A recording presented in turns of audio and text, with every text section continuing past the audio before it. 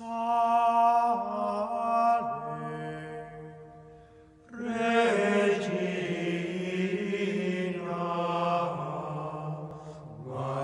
misericordiae.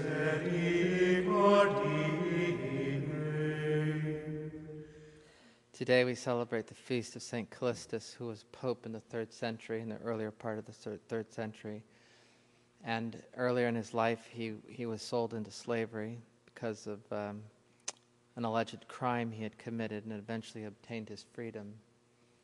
And on the Appian Way, there is a cemetery, a catacomb named after him, which in one version of his life took the name from him, not because he was buried there, but because he had been a custodian of the cemetery as a younger man when he was in Rome before he became Pope.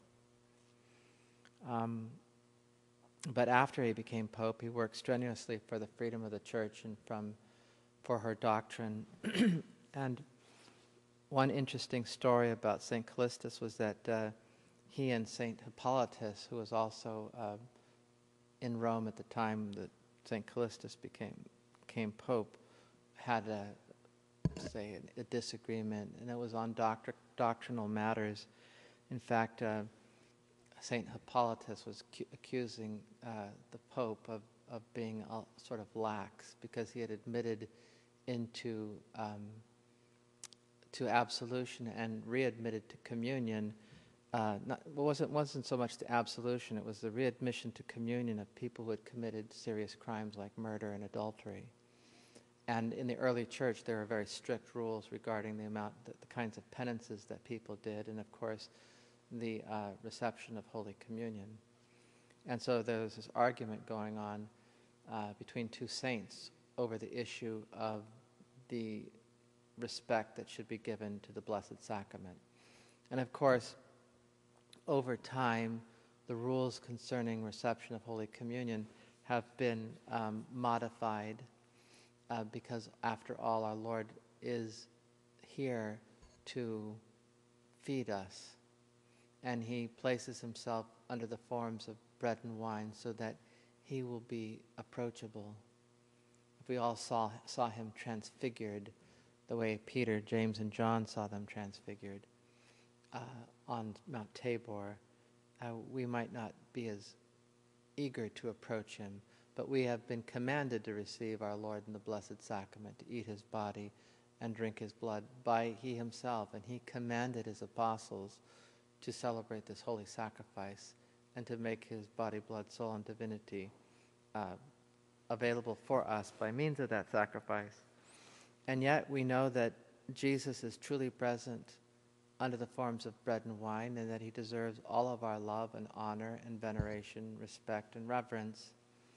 And there's this paradox. This is what he deserves, and yet he makes himself vulnerable in the sacrament. So the Church has developed rules and customs over the centuries so that we will show our Lord the reverence and respect that he deserves, not receive him sacrilegiously, not receive him unworthily or with a lack of reverence. And yet at the same time, he does not want to discourage us from approaching the altar. So over time, you see these widely divergent customs in the early church, these very, very strict rules regarding the admission to communion, and even saints fighting over whether repentant adulterers and murderers should be readmitted to communion. And then you have Pius X at the beginning of this century wanting to admit children at a very young age to communion and encouraging even frequent and daily communion. And then after the Second Vatican Council, of course, we have the opportunity even of receiving our Lord twice a day, a second time, if we participate, if the second time is during the holy sacrifice of the Mass. And so this is a reason to reflect upon the goodness of God and his love for us, and what in fact is made available, or who in fact is made available for us in the Blessed Sacrament, and to have a restoration in our own hearts of both reverence and confidence. The two things are not contrary. Sometimes in us they seem to be because of our own weakness and sinfulness, but there is no contradiction between the reverence and adoration our Lord deserves in the Blessed Sacrament and the confidence with which we should approach him. But the key, of course, is always to have a humble and repentant heart and to believe in the power of God's sacramental system, the power of his redeeming love, and also to approach him and his mercy with confidence in the confessional. And so we read in today's Gospel from St. Matthew about the institution of the papacy and the power of the Pope to bind and loose.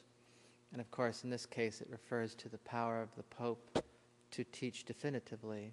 And the Church did teach definitively on matters of the Eucharist and of the real presence and of the reverence that our Lord deserves. And the customs and the rules have been blessed by the tradition of the Church as they have developed.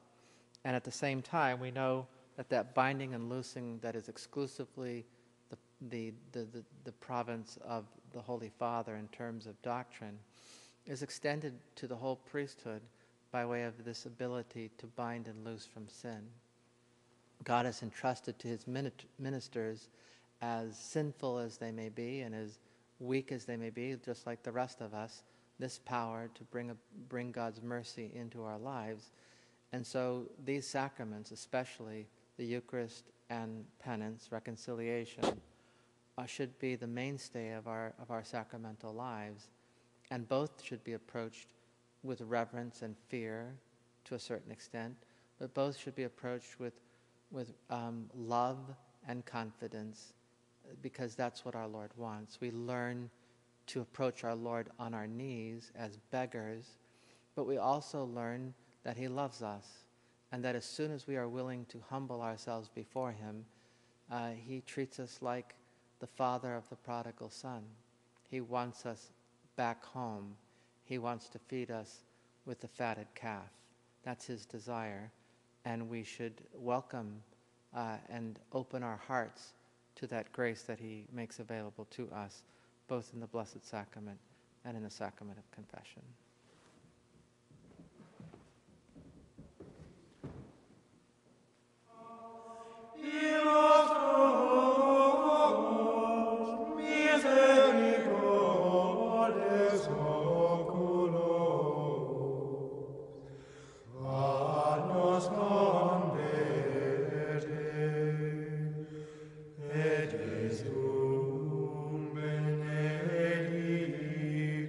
Fructum ventris tuum.